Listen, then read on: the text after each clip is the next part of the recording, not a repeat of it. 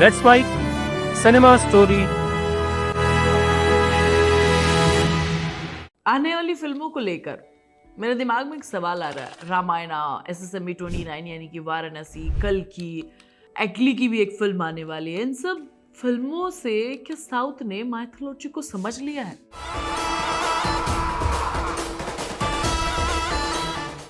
और क्या बॉलीवुड सिर्फ समझने की या कॉपी करने की कोशिश कर रहा है?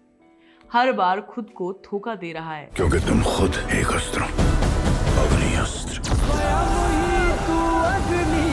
फिर सच में हम एक ऐसे दौर में आ गए हैं जहां माइथोलॉजी सिर्फ एंटरटेनमेंट नहीं रही है, बल्कि एक इमोशनल वेपन, एक कल्चर, एनर्जी और एक सिनेमैटिक एम्पायर बन चुकी है। आज इस सवाल की तह तक जाना जरूरी है, क्योंकि सवाल का जवाब ही भविष्य तय करेगा। भारत की सबसे बड़ी फिल्मों की दिशा किस तरफ जाएगी, नॉर्थ या फिर साउथ? कहानी शुरू होती है उस समय से जब हिंदी सिनेमा यानी बॉलीवुड सालों से सबसे बड़ा केंद्र रहा है फिल्में प्रोड्यूस करने का। बड़े बजट, बड़े बैनर, बड़े सुपरस्टार और बड़ी कहानियां और बड़ी रीच। फिल्मों के स्केल, ग्लैमर और ग्रैंडनेस की परिभाषा लिखना बॉलीवुड जानता था, लेकिन समय हमेशा एक सा नहीं रहता। एक दिन साउथ ने चुपचाप कहानी का पूरा सार ही चेंज कर दिया जब कांतारा आई। बहुत साल पहले एक राजा था। किसी को उम्मीद नहीं थी कि कांतारा फिल्म काम करेगी। जंगल की एक छोटी सी कम्युनिटी की कहानी पूरे भारत में हलचल मचा देगी। ना बड़े सितारे, ना चमक, ना प्रमोशन, लेकिन उसके बावजूद भी कलेक्शन ने जो हम सब के मुंह पर तमाचा मारा है, बॉलीवुड के मुंह पर तमाचा मारा है, वो आज तक भूल नहीं पाए हैं। लेकिन फिल्म की वाइब और स्पिरिचुअलिटी और रूटेड स्टोरी टेलिंग और रॉ डायरेक्शन की वजह से सारे दृश्य उस फिल्म के आज भी मेरी आंखों के सामने आ जाते हैं। Same with Kantara 2। लोग पहली बार बोल रहे थे कि बॉलीवुड ऐसा क्यों नहीं बना पा रहा है। उसके तुरंत बाद, थोड़ा टाइम के बाद ही हनुमान आ जाती है। छोटा बजट, छोटी टीम, लेकिन दिल और ऑडियंस को जो खुश किया है वो सच में कमाल का था। ये सिर्फ माइथोलॉजी की कहानी नहीं थी, ये फेथ की और डिवोशन की कहानी थी। जय श्री राम। एक ऐसी दुनिया जहां भगवान को सिर्फ स्क्रीन पर नहीं रखा जाएगा, बल्कि स्टोरी में फील करवाया जाएगा और लोग थिएटर से निकल कर कहेंगे कि इसमें वो रिस्पेक्ट है जो माइथोलॉजी डिजर्व करती है। तब पहली बार पूरे देश ने महसूस किया कि साउथ माइथोलॉजी को सिर्फ बनाता नहीं है, उसे जीता है, उसे महसूस करता है। मिरई भी आई और उसके बाद कल की 2898 एडी भी आई। अब इसका सेकंड पार्ट भी आने वाला है, जिसमें माइथोलॉजी को साईफाई से जोड़कर इंडियन सिनेमा के फ्यूचर को दिखाया जा रहा है, रीडिफाइन किया जा रहा है। ये इतनी इमेजिनेशन वाली, इतनी डिटेलिंग और इतनी रिस्पेक्ट के साथ काम किया जा रहा है इन सब फिल्मों में। उससे मुझे लगता है कि साउथ हमारी माइथोलॉजी को पूजता है। हर फिल्म में एक मैसेज दे रहा है। हम माइथोलॉजी को सिर्फ फिल्म नहीं मानते, हम उसे रिस्पेक्ट मानते हैं, हम रिस्पॉन्सिबिलिटी मानते हैं। लेकिन कहानी का दूसरा पहलू और भी दिलचस्प है। जब बॉलीवुड ने माइथोलॉजी को छूने की कोशिश की तो वहां पूरे तरीके से सब कुछ तहस नहस कर दिया। सबसे बड़ा एग्जाम्पल है आदि पुरुष। राघव ने मुझे पाने के लिए शिव धनुष तोड़ा था, अब उन्हें रावण का घमंड तोड़ना होगा। जब इस फिल्म का अनाउंसमेंट हुआ, पूरे देश में एक्साइटमेंट था। कहा गया कि ये भारत का सबसे बड़ा माइथोलॉजिकल सिनेमैटिक एक्सपीरियंस होगा। VFX पर करोड़ों रुपए खर्च किए जा रहे हैं, ग्रैंड सेट बने हैं, डायलॉग मॉडर्न होंगे।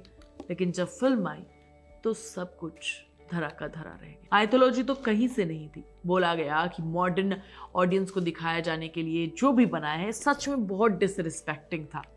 ऑडियंस खुद इस मूवी को देखकर अपने मुंह से गालियां देने में बिल्कुल नहीं चूकी और कहा कि हमारी संस्कृति का मजाक बनाया है। पहली बार हमें साफ दिखाई दिया कि बॉलीवुड माइथोलॉजी को प्रोडक्ट की तरह बनाता है और साउथ उसे पूजता है। ये अंतर सिर्फ कहानी का नहीं, नीयत का है। बॉलीवुड माइथोलॉजी को अक्सर एक बड़े गेम की तरीके से देखता है।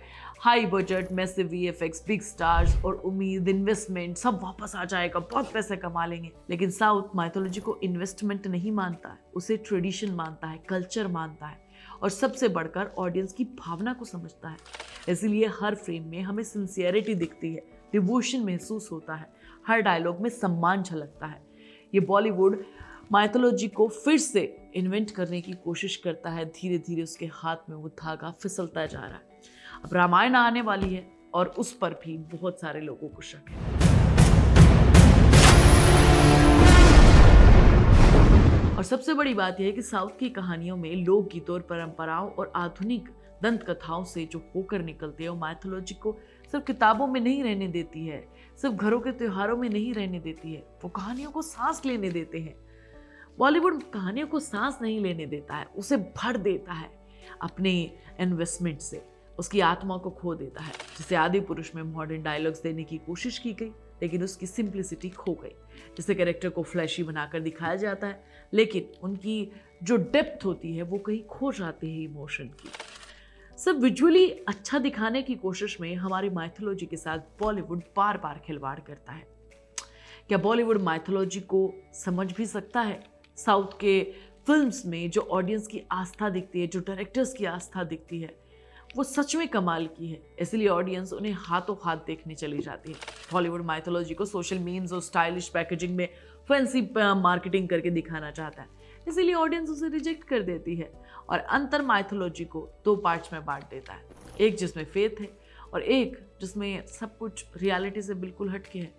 धीरे धीरे माइथोलॉजी का असली किंग बनता जा रहा है साउथ, और बॉलीवुड अभी भी उस रास्ते को समझने की कोशिश में लगा है। लेकिन सबसे बड़ा सवाल है कि अगर बॉलीवुड ने खुद को माइथोलॉजी की भाषा में नहीं डाला तो क्या वो इस दौड़ से पूरे तरीके से बाहर हो जाएगा? सच कहूं तो हाँ, हो जाएगा, क्योंकि आने वाले 2026 और 27 में माइथोलॉजी की साउथ की साइड से भर भर की फिल्में आने वाली है, और सिर्फ वीएफएक्स के बेस पर नहीं, उनमें सोल रखा जाएगा, कहानी रखी जाएगी। उन्हें सिर्फ स्टार्स नहीं चाहिए, उन्हें फेथ चाहिए, वाइब चाहिए। साउथ ने साबित कर दिया कि बिना किसी एरोगेंस के, बिना अननेसेसरी बड़े एक्टर्स के वो कहानी को कहने का तरीका जानते हैं। कहानी अभी खत्म नहीं हुई है क्योंकि बॉलीवुड पूरे तरीके से सरेंडर नहीं कर रहा है। रणवीर की रामायण जैसे बड़े प्रोजेक्ट तैयार हो रहे हैं।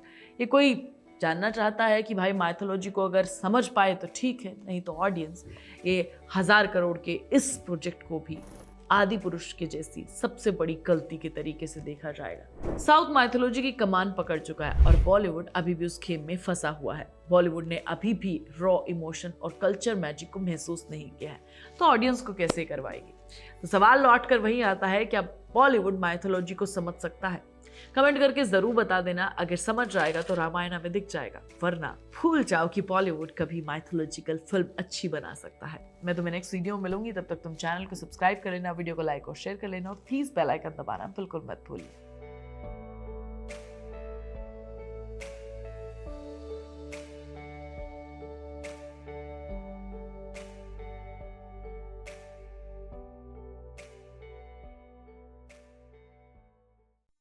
आप सुन रहे थे let's mind more than radio. Follow कीजिए हमें हमारे सोशल मीडिया प्लेटफॉर्म्स पर। It's time for news. It's time for more than radio. Presenting the first radio news app, Let's Mic. Let's Mic, a news-based app on your phone where you get to watch and listen news, talk shows, interviews, radio show podcasts. On Let's Mic, you get all relevant information of TV, print, radio, podcast, and digital. Let's Mic talks about every segment of life.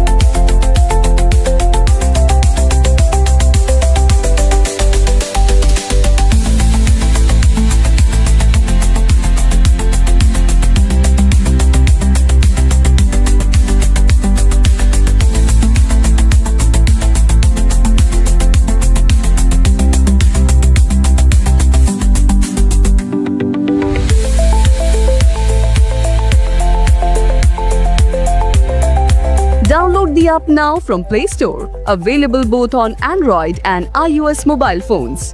Follow us on YouTube, Instagram, Twitter, LinkedIn, Facebook, Telegram, WhatsApp, Snapchat. Let's talk, let's connect, and let's mic.